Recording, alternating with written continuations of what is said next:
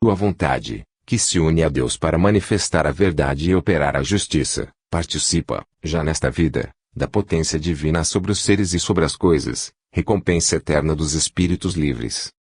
O gênio do Egito foi prostrado pela onda das invasões.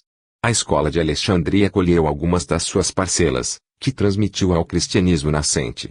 Antes disto, porém, os iniciados gregos tinham feito penetrar as doutrinas herméticas da Hélade. É aí que vamos encontrá-las. 4. A Grécia. Entre os povos de iniciativa, nenhum há cuja missão se manifeste com maior brilho do que o da Hélade. A Grécia iniciou a Europa em todos os esplendores do belo. De sua mão aberta saiu a civilização ocidental e o seu gênio de 20 séculos atrás ainda hoje se irradia sobre as nações. Por isso é que, apesar de seus desmembramentos, de suas lutas intestinas, de sua queda final, ela tem sido admirada em todas as épocas. A Grécia soube traduzir, em linguagem clara, as belezas obscuras da sabedoria oriental. Exprimiu-as a princípio com o adjutório dessas duas harmonias celestes que tornou humanas, a música e a poesia. Orfeu e Homero foram os primeiros que fizeram ouvir seus acordes à terra embevecida.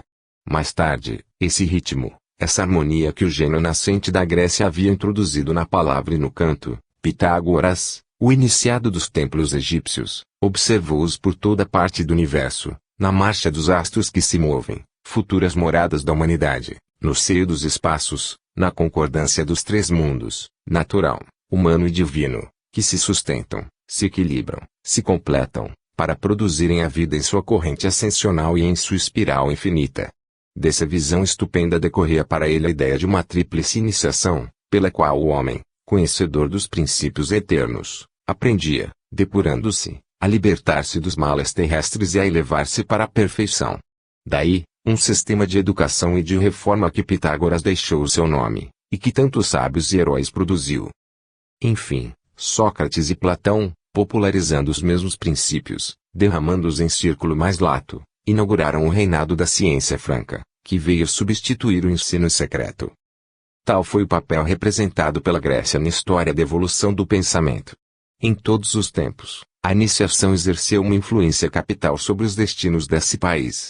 Não é nas flutuações políticas, agitadas nessa raça inconstante e impressionável, que se devem procurar as mais altas manifestações do gênio helênico.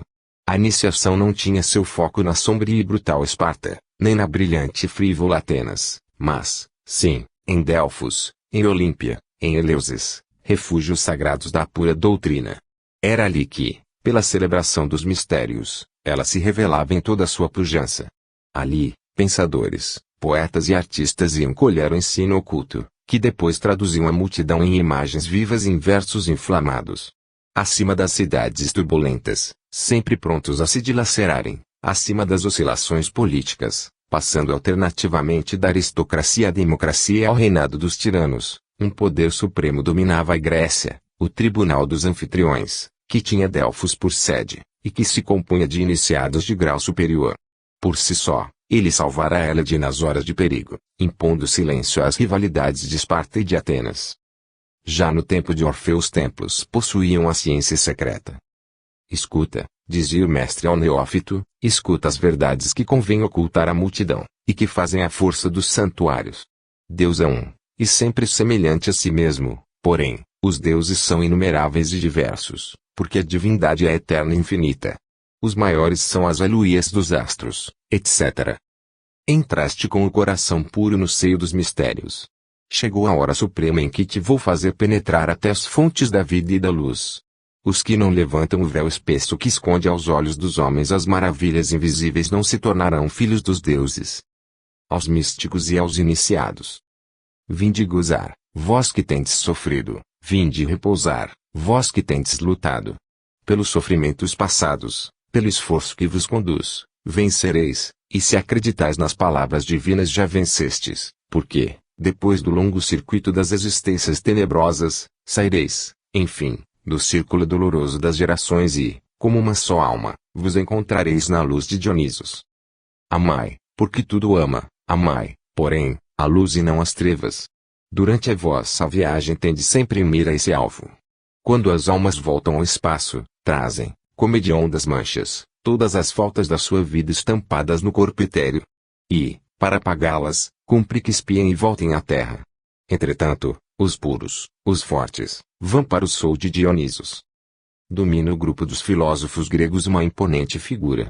É Pitágoras, esse filho de Iona que melhor soube coordenar e pôr em evidência as doutrinas secretas do Oriente, e melhor soube fazer delas uma vasta síntese, que ao mesmo tempo abraçasse a moral, a ciência e a religião. A sua academia de Crotona foi uma escola admirável de iniciação laica, e sua obra, o prelúdio desse grande movimento de ideias que, com Platão e Jesus, iam agitar as camadas profundas da sociedade antiga, impelindo suas torrentes até as extremidades do continente. Pitágoras havia estudado durante 30 anos no Egito. Aos seus vastos conhecimentos juntava uma intuição maravilhosa, sem a qual nem sempre bastam a observação e o raciocínio para descobrir a verdade. Graças a tais qualidades, pôde levantar o magnífico monumento da ciência esotérica, cujas linhas essenciais não podemos deixar de aqui traçar. A essência em si escapa ao homem, dizia a doutrina pitagórica, pois ele só pode conhecer as coisas deste mundo, em que o finito se combina com o infinito. Como conhecê-las? Há entre ele e as coisas uma harmonia, uma relação, um princípio comum, e esse princípio é dado a tudo pelo Uno que, com essência, fornece também a sua medida e inteligibilidade. Vosso ser, vossa alma é um pequeno universo, mas está cheio de tempestades e de discórdias. Trata-se de realizar aí a unidade na harmonia. Somente então descerá Deus até vossa consciência, participareis assim do seu poder, e da vossa vontade fareis a pedra da ladeira, o altar de Hestia, o trono de Júpiter. Os pitagóricos chamavam espírito ou inteligência a parte ativa e imortal do ser humano. A alma era para eles o espírito envolvido em seu corpo fluídico e etéreo.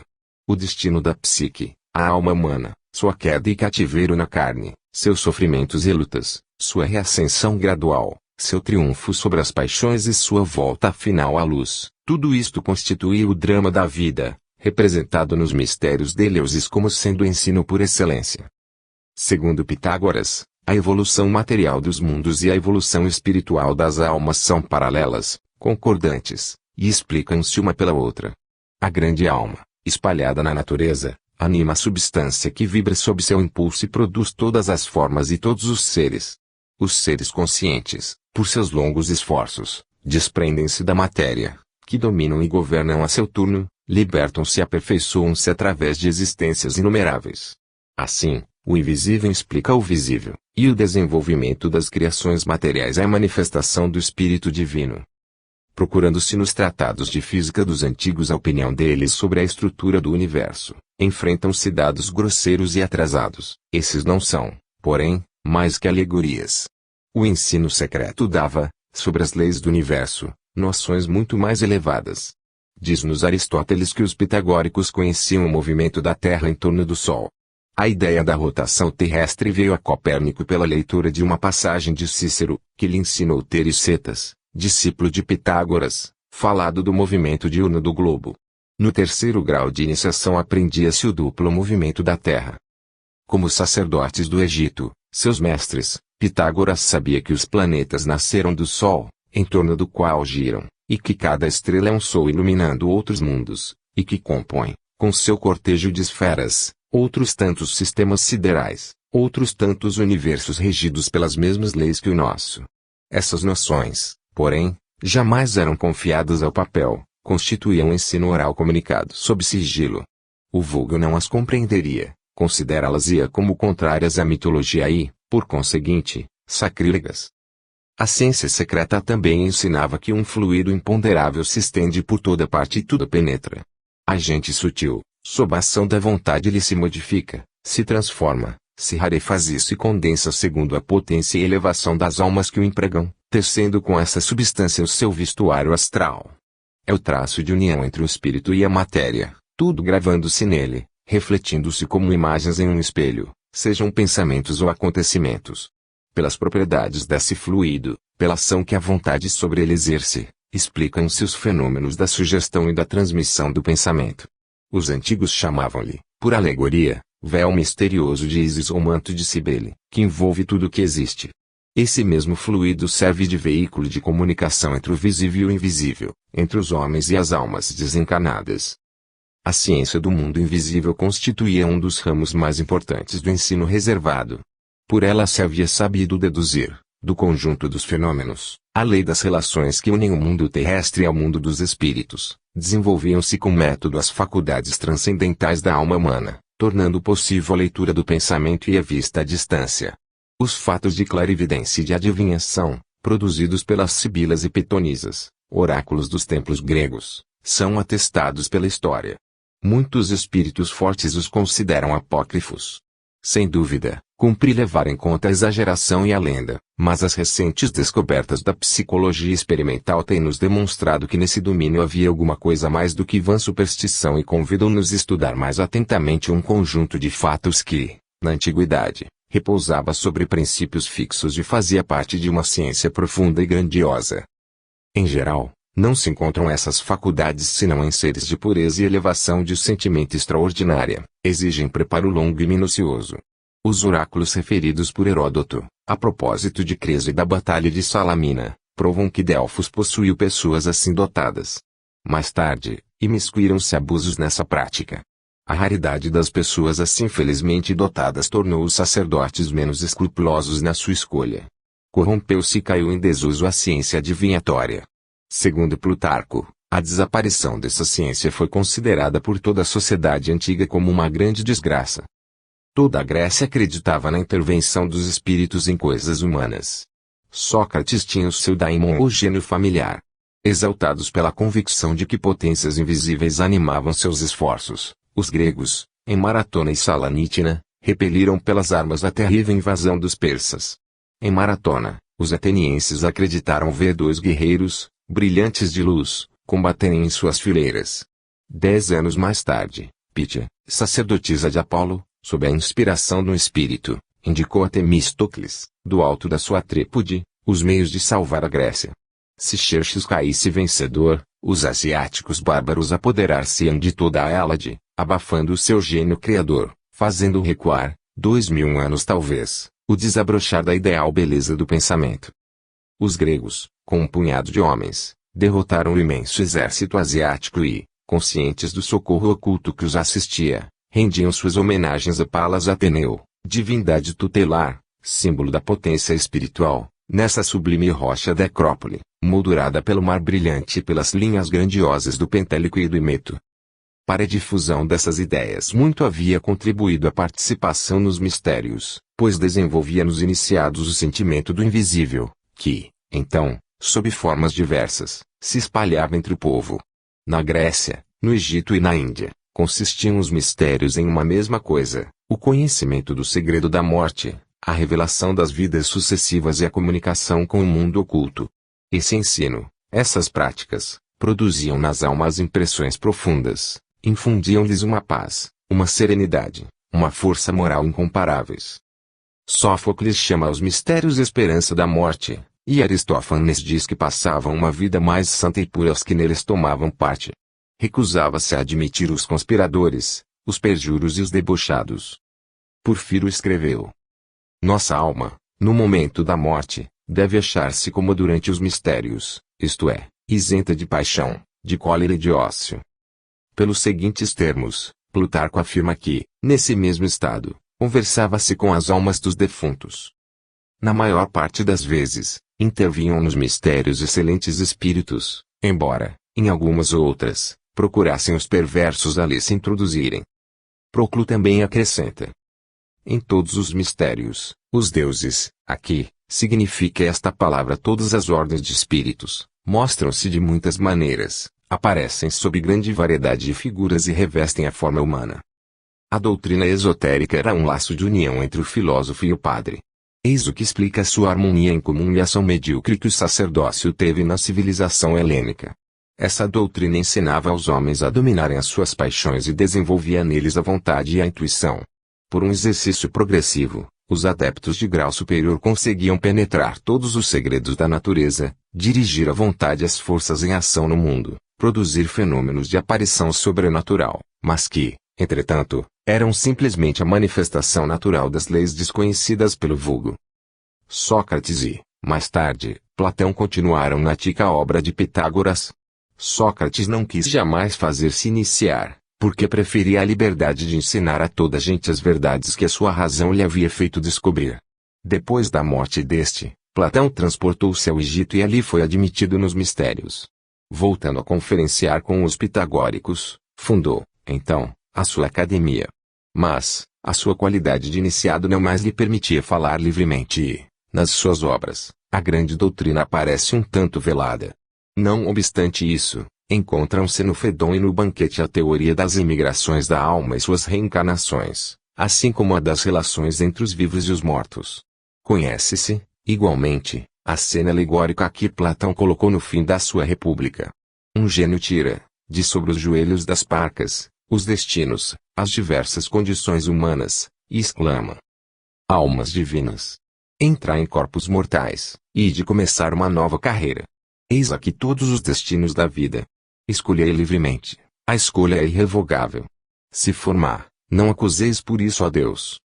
Essas crenças tinham penetrado no mundo romano, pois Cícero a ela se refere, no Sonho de Cipião, capítulo I, bem como Ovídio, nas suas Metamorfoses, capítulo XV. No sexto livro da Eneida, de Virgílio, vê-se que Enéas encontra nos Campos Elíseos seu pai Anquises, e aprende deste a lei dos renascimentos. Todos os grandes autores latinos dizem que gênios familiares assistem e inspiram os homens de talento. Lucano, Tácito, Apuleio, e bem assim Filóstrato, o grego, em suas obras falam frequentemente de sonhos, aparições e evocações de mortos.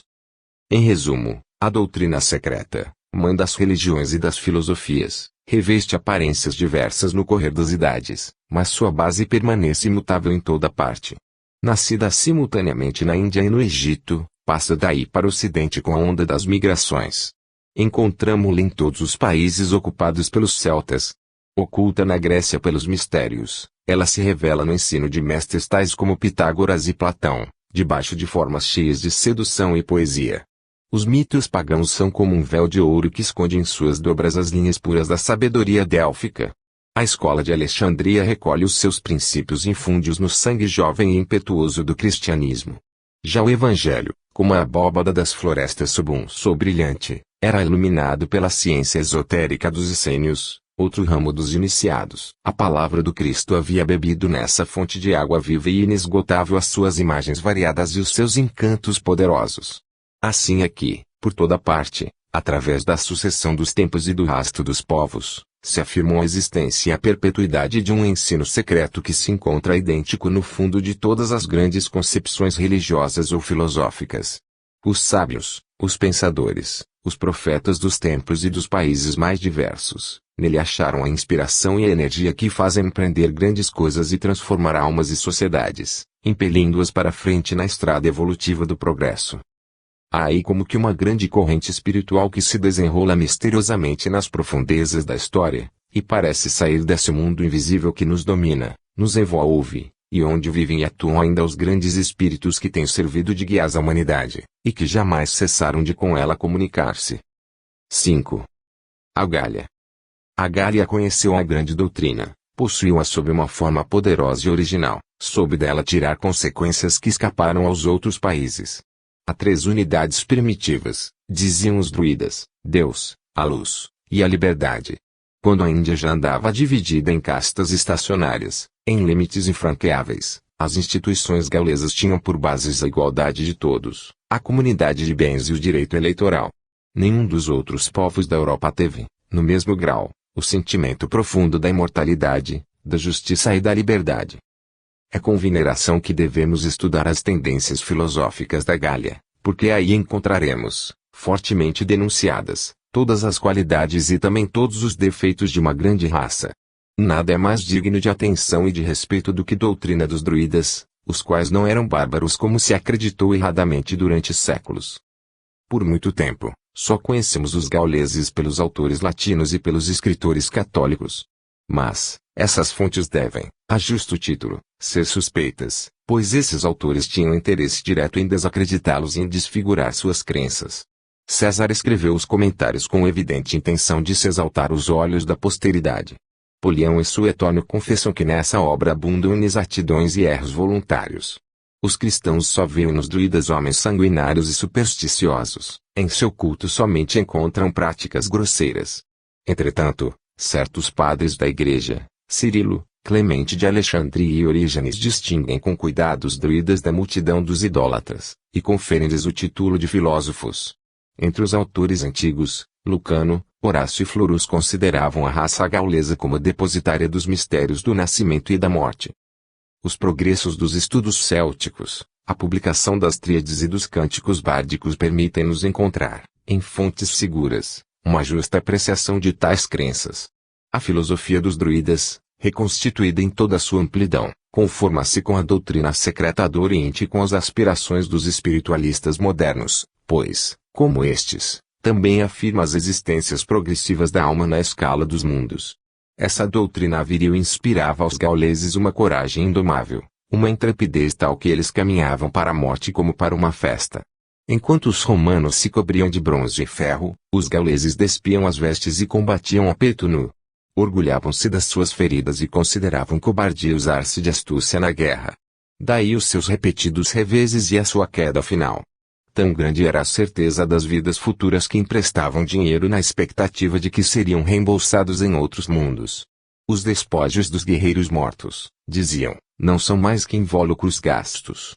Como indignos de atenção, eles os abandonavam no campo da batalha, o que era uma grande surpresa para os seus inimigos. Os gauleses não conheciam o inferno e, por isso, Lucano, no canto 1º da Farsália, os louva com os seguintes termos. Para nós, as almas não se sepultam nos sombrios reinos do Erebo, mas sim voam a animar outros corpos em novos mundos. A morte não é senão o termo de uma vida. Felizes esses povos que não se arreciam no momento supremo da vida, daí o seu heroísmo no meio de sangrentos combates e o seu desprezo pela morte. Os gauleses eram castos, hospitaleiros e fiéis à fé jurada.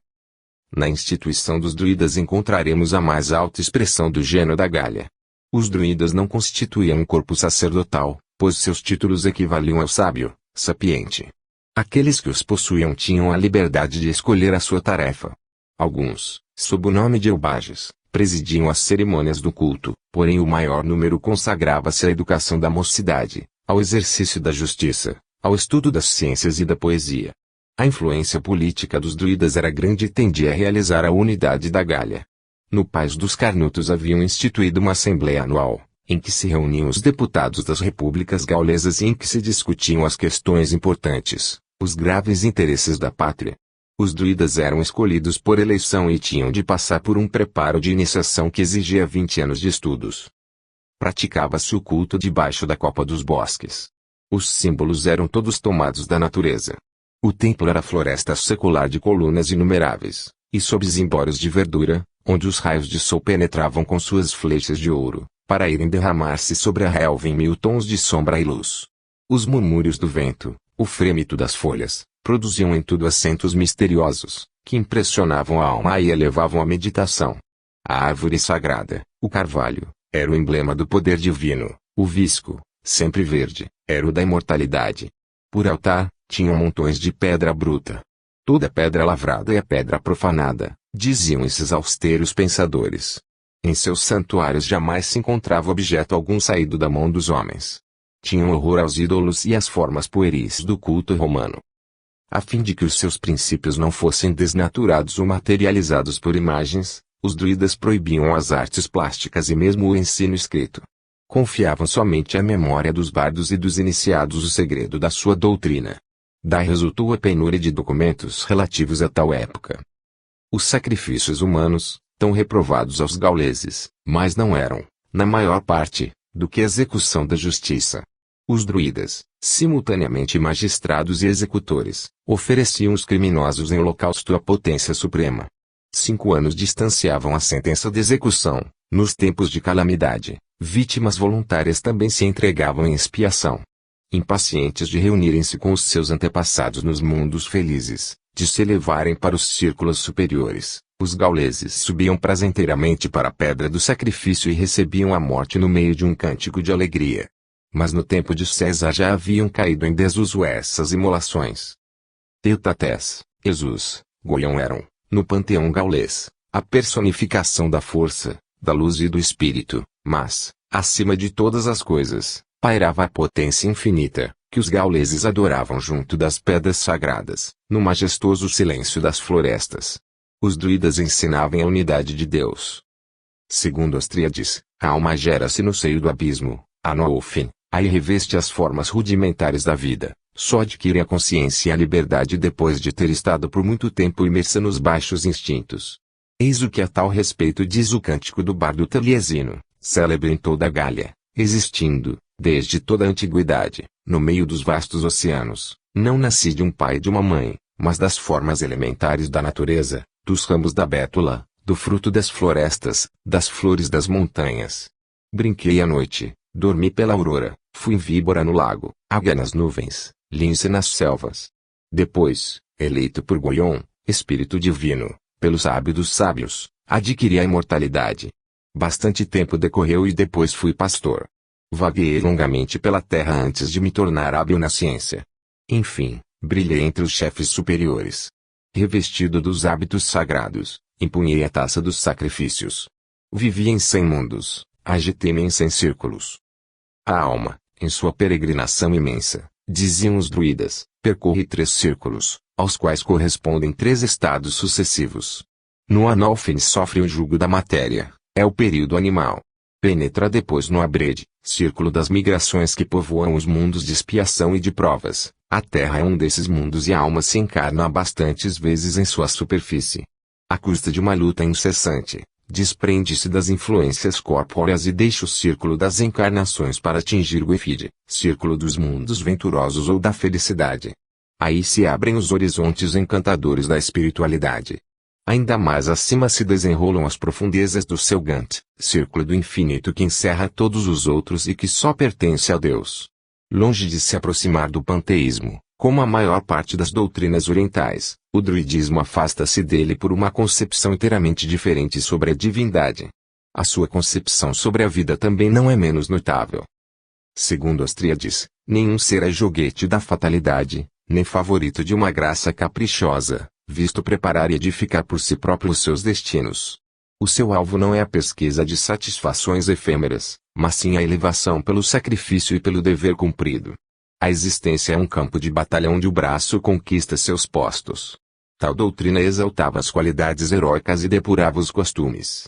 Estava tão longe das puerilidades místicas quanto da avidez ilusória da teoria do nada. Entretanto, parece ter se afastado da verdade em certo ponto. Foi quando estabeleceu que a alma culpada, perseverando no mal, pode perder o fruto de seus trabalhos e recair nos graus inferiores da vida, donde lhe será necessário recomeçar sua longa e dolorosa ascensão. Mas, ajuntam as tríades, a perda da memória lhe permite recomeçar a luta, sem ter, por obstáculos, o remorso e as irritações do passado.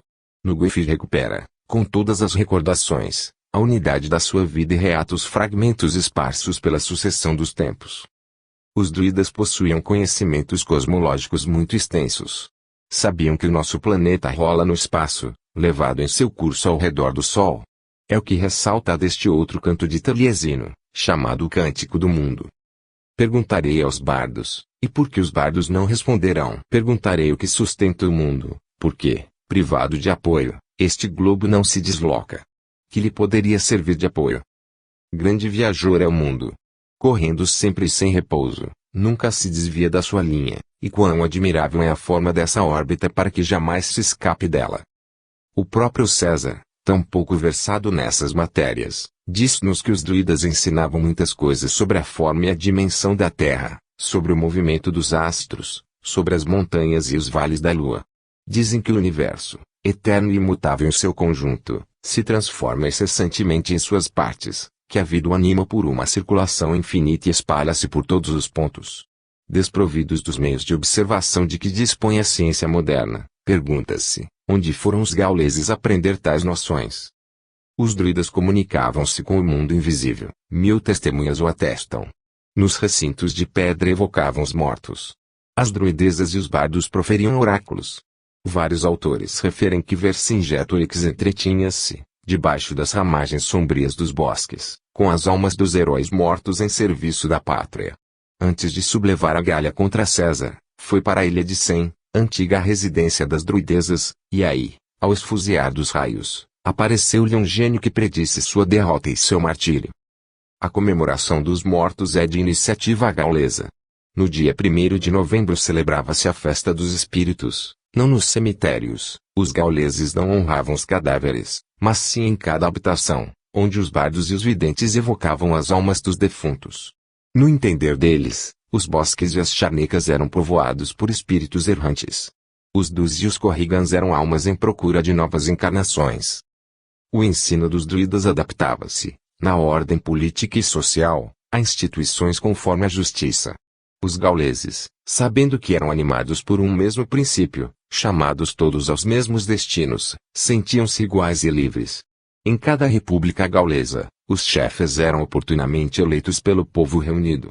A lei cêutica punia, com o suplício do fogo, os ambiciosos e os pretendentes à coroa. As mulheres tomavam parte nos conselhos, exerciam funções sacerdotais, eram videntes e profetas. Dispunham de si mesmas e escolhiam seus esposos. A propriedade era coletiva, pertencendo todo o território à república. Por forma alguma era entre eles reconhecido o direito hereditário, a eleição decidia tudo. A longa ocupação romana, depois a invasão dos francos e a introdução do feudalismo, fizeram esquecer essas verdadeiras tradições nacionais. Mas, também veio o dia em que o velho sangue gaulês se agitou nas veias do povo. Em seu torvelinho a revolução derrocou estas duas importações estrangeiras, a teocracia de Roma e a monarquia implantada pelos francos. A velha Gália encontrou-se inteira na França de 1789. Uma coisa capital faltava-lhe entretanto, a ideia da solidariedade. O druidismo fortificava nas almas o sentimento do direito e da liberdade, mas, se os gauleses se sabiam iguais, nem por isso se sentiam bastante irmãos. Daí, essa falta de unidade que perdeu a Gália. Curvada sob uma opressão de 20 séculos, purificada pela desgraça, esclarecida por luzes novas, tornou-se por excelência a nação una, indivisível. A lei da caridade e do amor, a melhor que o cristianismo lhe fez conhecer, veio completar o ensino dos druidas e formar uma síntese filosófica e moral cheia de grandeza. Do seio da Idade Média, como uma ressurreição do espírito da Gália, ergue-se uma figura brilhante. Desde os primeiros séculos da nossa era, Joana d'Arc fora anunciada por uma profecia do bardo Mirguino Merlin.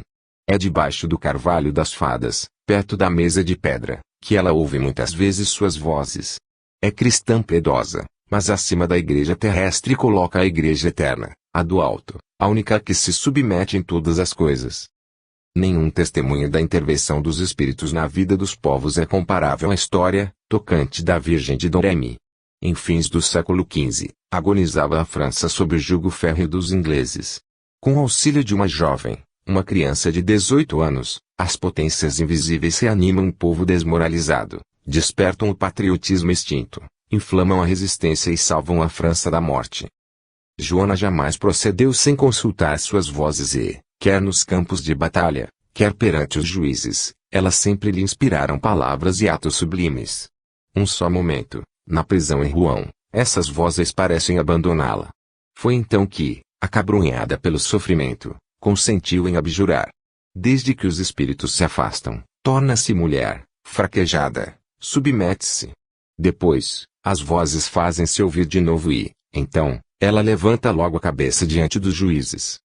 A voz me disse que era traição abjurar. A verdade é que Deus me enviou, o que fiz está bem feito. Sagrada pelos seus martírios dolorosos, Joana tornou-se um exemplo sublime de sacrifício, um objeto de admiração, um profundo ensino para todos os homens. 6. O cristianismo. Conforme a história, é no deserto que ostensivamente aparece a crença no Deus único, a ideia-mãe de onde devia sair o cristianismo. Através das solidões pedregosas do Sinai, Moisés, o iniciado do Egito, guiava para a terra prometida o povo por cujo intermédio o pensamento monoteísta, até então confinado nos mistérios, ia entrar no grande movimento religioso e espalhar-se pelo mundo. Ao povo de Israel coube um papel considerável. Sua história é como um traço de união que liga o Oriente ao Ocidente, a ciência secreta dos templos à religião vulgarizada. Apesar das suas desordens e das suas máculas, a despeito desse sombrio exclusivismo que é uma das faces do seu caráter, ele tem o mérito de haver adotado, até enraizar-se em si, esse dogma da unidade de Deus, cujas consequências ultrapassaram as suas vistas, preparando a fusão dos povos em uma família universal, debaixo de um mesmo Pai e sob uma só lei. Essa perspectiva, grandiosa e extensa, somente foi reconhecida ou pressentida pelos profetas que precederam a vinda do Cristo. Mas esse ideal oculto, prosseguindo, transformado pelo Filho de Maria, dele recebeu radiante esplendor, também comunicado às nações pagãs pelos seus discípulos. A dispersão dos judeus ainda mais auxiliou a sua difusão. Segundo sua marcha através das civilizações decaídas e das vicissitudes dos tempos, ele ficará gravado em traços indeléveis na consciência da humanidade. Um pouco antes da era atual, à proporção que o poder romano cresce e se estende, vê-se a doutrina secreta recuar, perder a sua autoridade. São raros os verdadeiros iniciados. O pensamento se materializa, os espíritos se corrompem. A Índia fica como adormecida num sonho, extingue-se a lâmpada dos santuários egípcios e a Grécia, assenhoreada pelos retóricos e pelos sofistas, insulta os sábios, proscreve os filósofos, profana os mistérios. Os oráculos ficam mudos. A superstição e a idolatria invadem os templos. E a orgia romana se desencadeia pelo mundo, com suas saturnais, sua luxúria desenfreada, seus inebriamentos bestiais. Do alto do Capitólio, a prostituta saciada domina povos e reis. César, imperador e Deus, se entroniza numa apoteose ensanguentada. Entretanto, nas margens do Mar Morto, alguns homens conservam no recesso a tradição dos profetas e o segredo da pura doutrina. Os essênios, grupo de iniciados cujas colônias se estendem até o Vale do Nilo, abertamente se entregam ao exercício da medicina, porém o seu fim real é mais elevado, consiste em ensinar, a um pequeno número de adeptos, as leis superiores do universo e da vida. Sua doutrina é quase idêntica à de Pitágoras. Admitem a preexistência e as vidas sucessivas da alma, prestam a Deus o culto do espírito. Nos essênios, como entre os sacerdotes de Mênfis, a iniciação é graduada e requer vários anos de preparo. Seus costumes são irrepreensíveis, passam a vida no estudo e na contemplação, longe das agitações políticas, longe dos enredos do sacerdócio ávido e invejoso. Foi evidentemente entre eles que Jesus passou os anos que precederam o seu apostolado, anos sobre os quais os evangelhos guardam um silêncio absoluto. Tudo indica a identidade dos seus intuitos com os dos essênios, o auxílio que estes lhe prestaram em várias circunstâncias, a hospitalidade gratuita que, a título de adepto, ele recebia, e a fusão final da ordem com os primeiros cristãos, fusão de que saiu o cristianismo esotérico. Mas, na falta de iniciação superior, o Cristo possuía uma alma bastante vasta, bem superabundante de luz e de amor, para nela sorver os elementos da sua missão. Jamais a terra viu passar maior espírito. Uma serenidade celeste envolvia-lhe a fronte. Nele se uniam todas as perfeições para formarem um tipo de pureza ideal, de inefável bondade. Há em seu coração imensa piedade pelos humildes, pelos deserdados. Todas as dores humanas, todos os gemidos, todas as misérias encontram nele um eco. Para acalmar esses males, para secar essas lágrimas, para consolar, para curar, para salvar, ele irá ao sacrifício de a própria vida oferecer em holocausto a fim de reerguer a humanidade. Quando, pálido, se dirige para o Calvário e é pregado a madeiro infamante, encontra ainda em sua agonia a força de orar por seus carrascos e de pronunciar estas palavras que nenhum impulso de ternura ultrapassará jamais. Pai, perdoai-lhes, porque não sabem o que fazem. Entre os grandes missionários, o Cristo, o primeiro de todos, comunicou às multidões as verdades que até então tinham sido privilégio de pequeno número.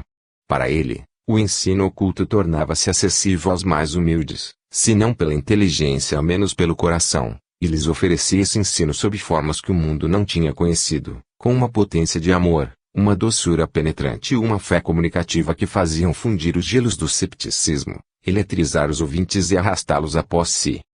O que ele chamava pregar o evangelho do reino dos seus aos simples era pôr ao alcance de todos o conhecimento da imortalidade e o do Pai comum. Os tesouros intelectuais, que os adeptos avaros só distribuíam com prudência, o Cristo os espalhava pela grande família humana, por esses milhões de seres, curvados sobre a terra, que nada sabiam do destino e que esperavam, na incerteza e no sofrimento, a palavra nova que os devia consolar e reanimar. Essa palavra, esse ensino, ele distribuiu sem contar e lhes deu a consagração do seu suplício e da sua morte. A cruz, esse símbolo antigo dos iniciados, que se encontra em todos os templos do Egito e da Índia, tornou-se, pelo sacrifício de Jesus, o sinal da elevação da humanidade, tirada do abismo das trevas e das paixões inferiores, para ter enfim acesso à vida eterna, à vida das almas regeneradas. O Sermão da Montanha condensa e resume o ensino popular de Jesus. Aí se mostra a lei moral com todas as suas consequências. Nele os homens aprendem que as qualidades brilhantes não fazem sua elevação nem sua felicidade, mas que só poderão isto conseguir pelas virtudes modestas e ocultas, a humildade, a bondade, a caridade. Bem-aventurados os pobres de espírito, porque é para eles o reino dos céus.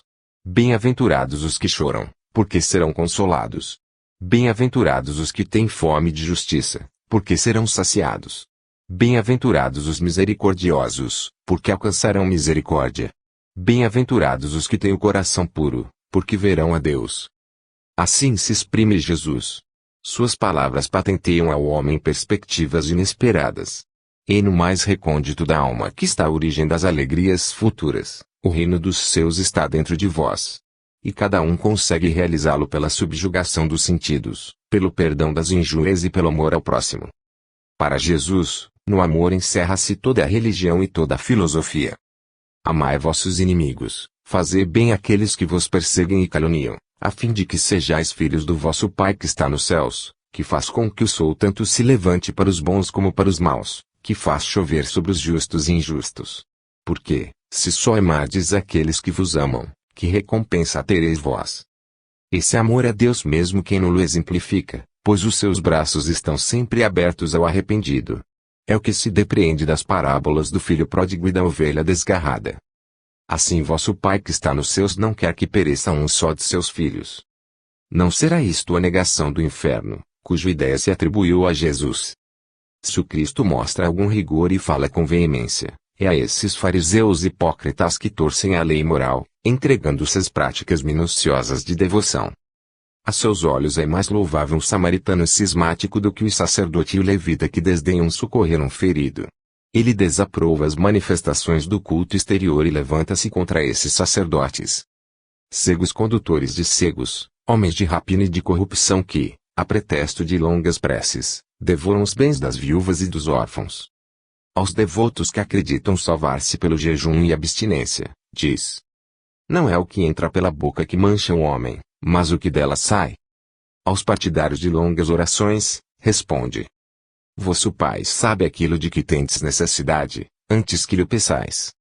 Jesus condenava o sacerdócio, recomendando aos seus discípulos não escolherem nenhum chefe, nenhum mestre. Seu culto era íntimo, o único digno de espíritos elevados, e a respeito do qual assim se exprime: vai chegar o tempo em que os verdadeiros crentes adorarão o Pai em espírito e em verdade, porque são estes os adoradores que o Pai procura. Deus é espírito, e cumpre que os seus filhos o adorem em espírito e verdade. O Cristo só impõe a prática do bem e da fraternidade. Amai vosso próximo como a vós mesmos e sede perfeitos assim como vosso Pai Celeste é perfeito.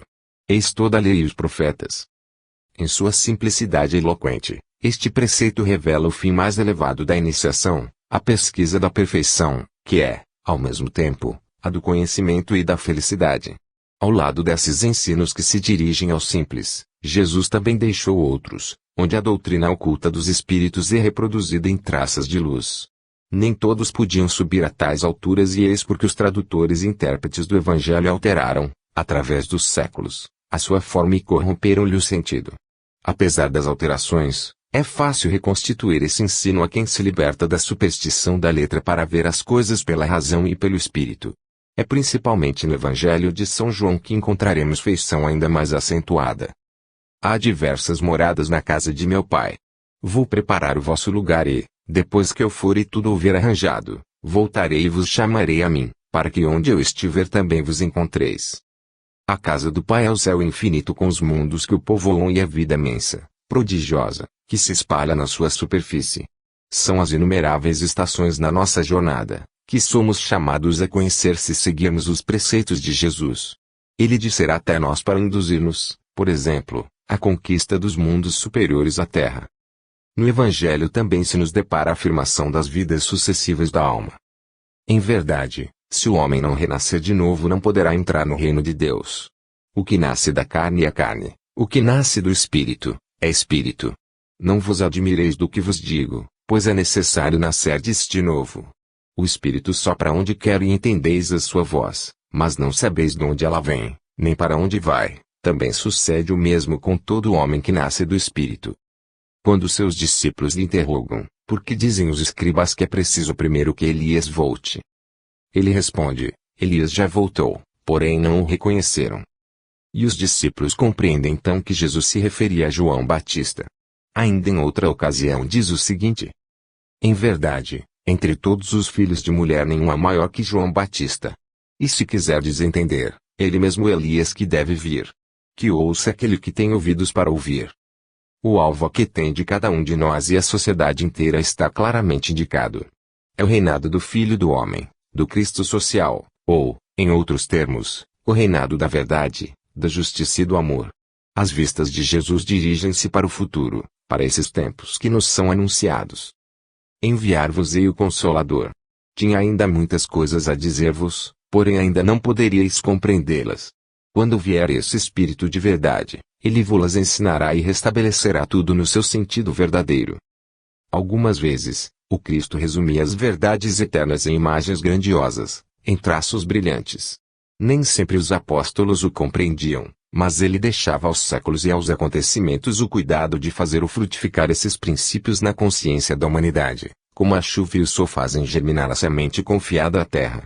É nesse sentido que assim se exprimiu: o céu e a terra passarão, porém não as minhas palavras. Jesus dirigia-se pois simultaneamente ao espírito e ao coração. Aqueles que não tivessem podido compreender Pitágoras e Platão, sentiam suas almas comoverem-se aos eloquentes apelos do Nazareno. É por aí que doutrina cristã domina todas as outras. Para atingir a sabedoria, era preciso, nos santuários do Egito e da Grécia, franquear os degraus de uma longa e penosa iniciação, ao passo que pela caridade todos podiam tornar-se bons cristãos e irmãos em Jesus. Mas, com o tempo, as verdades transcendentais se velaram. Aqueles que as possuíam foram suplantados pelos que acreditavam saber e o dogma material substituiu a pura doutrina. Dilatando-se, o cristianismo perdeu em valor o que ganhava em extensão.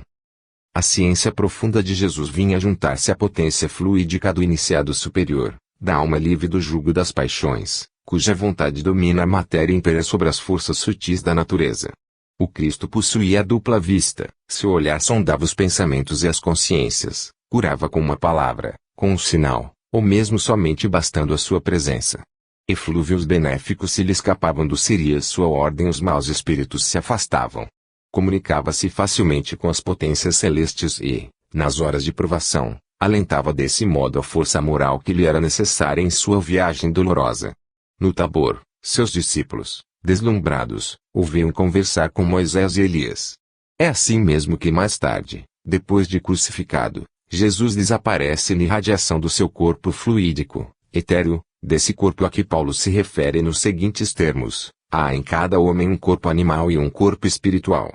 A existência desse corpo espiritual está demonstrada pelas experiências da psicologia moderna.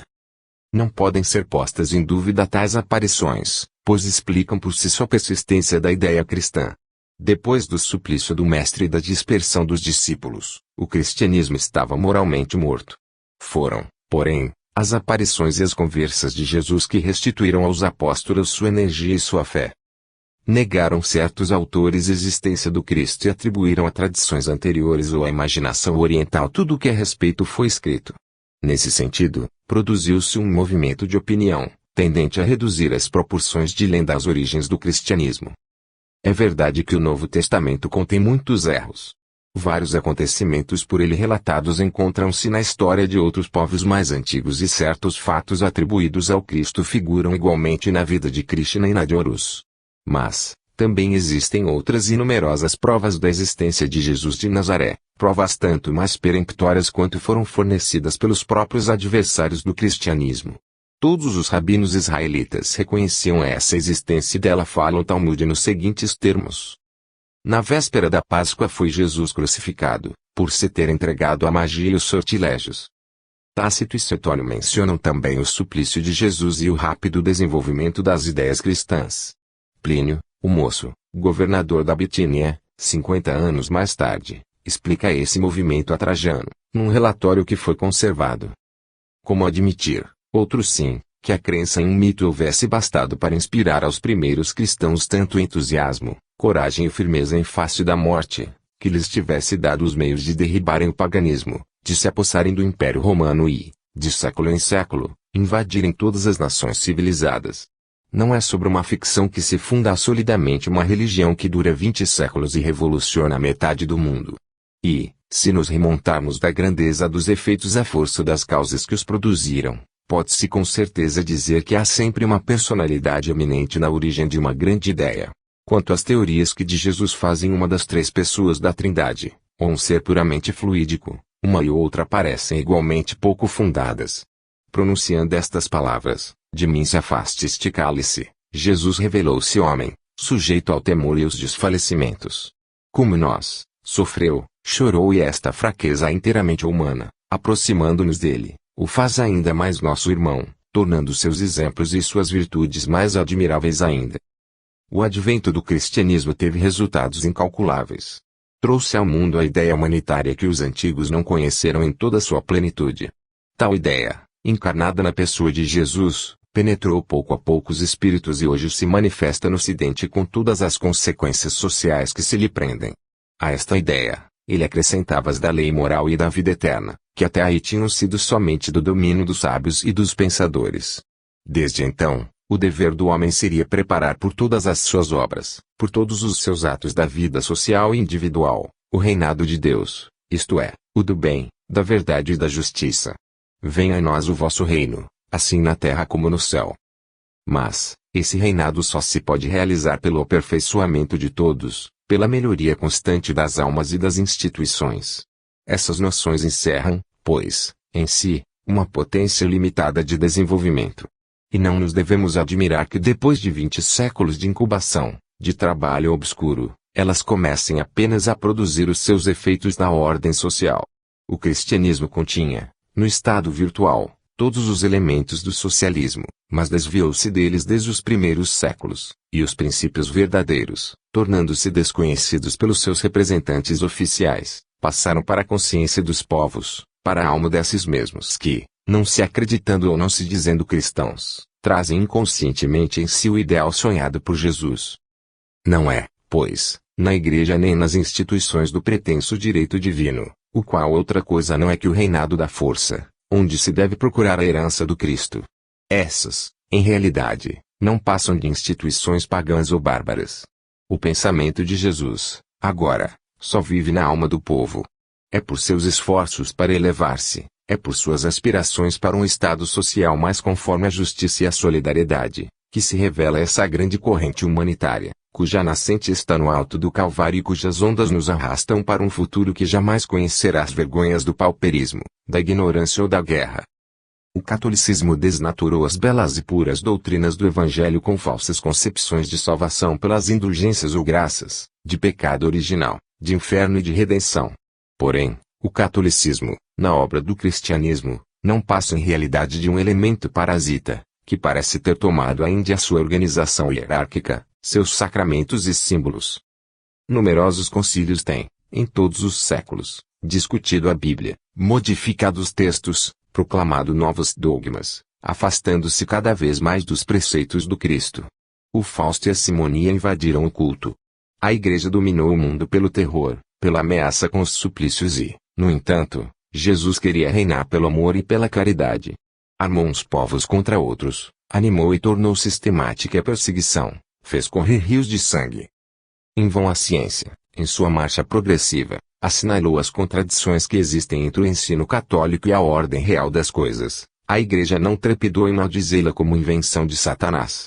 Um abismo agora separa as doutrinas romanas da antiga sabedoria dos iniciados, que foi a mãe do cristianismo. O materialismo aproveitou-se deste estado de coisas e implantou em toda parte as suas raízes vivazes. Por outro lado, sensivelmente se enfraqueceu o sentimento religioso. O dogma não exerce atualmente influência alguma sobre a vida das sociedades. Fatigada dos embaraços em que a tinham envolvido, a alma humana atirou-se para a luz, despedaçou esses frouxos laços para unir-se aos grandes espíritos, que não pertencem a uma seita nem a uma raça determinada, mas cujo pensamento alumia e aquece a humanidade inteira. Livre de qualquer tutela sacerdotal, ela quer, para o futuro, pensar, proceder e viver por si mesma. Só queremos falar do catolicismo com moderação. Essa religião, não o esqueçamos, foi a de nossos pais, embalou inumeráveis gerações. A moderação, porém, não exclui o exame. Ora, de uma análise séria resulta isto: a Igreja infalível enganou-se, tanto na sua concepção física do universo, como na sua ideia moral da vida humana. A Terra não é o corpo central mais importante do universo, nem a vida presente é o único teatro das nossas lutas e do nosso progresso. O trabalho não é um castigo, mas sim um meio regenerador pelo qual se fortifica e eleva a humanidade. O catolicismo, pela sua falsa ideia da vida, foi conduzido ao ódio do progresso e da civilização, e este sentimento está, sem nenhuma reserva, expresso no último artigo do Ciflabus. Anátema sobre esses que pretendem que o pontífice romano deve reconciliar-se com o progresso, o liberalismo e a civilização moderna. O catolicismo atribui ao Ser Supremo fraquezas iguais às nossas. Faz dele uma espécie de carrasco que vota aos últimos suplícios os seres débeis, obra das suas mãos. Os homens, criados para a felicidade, sucumbem em multidão às tentações do mal e vão povoar os infernos. Assim, sua impotência iguala sua imprevidência, e Satanás é mais hábil que Deus. Será esse o Pai que Jesus nos faz conhecer, quando nos recomenda, em seu nome, o esquecimento das ofensas, quando nos aconselha a dar o bem pelo mal e nos prega a piedade, o amor, o perdão. O homem compassivo e bom será, portanto, superior a Deus. É verdade que, para intentar a salvação do mundo, Deus sacrifica ao seu próprio Filho, membro da Trindade, parte de si mesmo, o que é cair ainda num erro monstruoso em justificar a alusão de Diderot: Deus matou Deus para apaziguar Deus. O catolicismo, nos tempos de perseguição, escavou bastantes cárceres, ateou muitas fogueiras, inventou torturas inauditas. Porém tudo isso é pouco ao lado da influência perniciosa que derramou sobre as almas.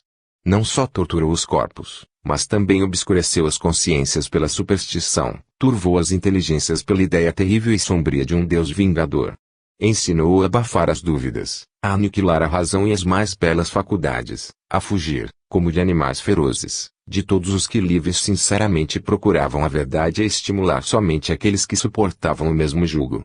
As cruzadas do Oriente e do Ocidente, os autos de fé e a Inquisição são malhas menores do que essa tirania secular e do que esse espírito de seita, carolice e intolerância, em cujo meio se velou a inteligência e se falseou o discernimento de centenas de milhões de homens. Depois, ao lado do ensino errôneo, os abusos sem números, as preces e as cerimônias tarifadas, a tabela dos pecados, a confissão, as relíquias, o purgatório, o resgate das almas, enfim, os dogmas da infalibilidade do Papa e da Imaculada Conceição, o poder temporal, violação flagrante deste preceito do Deuteronômio, capítulo 18, versículos 1 e 2, que proíbe aos sacerdotes possuírem bens da terra e participarem de qualquer herança, porque o Senhor é que é a sua herança. Tudo isto mostra a distância que separa as concepções católicas dos verdadeiros ensinos do Evangelho. Contudo, a Igreja fez obra útil. Teve suas épocas de grandeza. Opôs dicas à barbaria, cobriu o mundo com instituições de beneficência.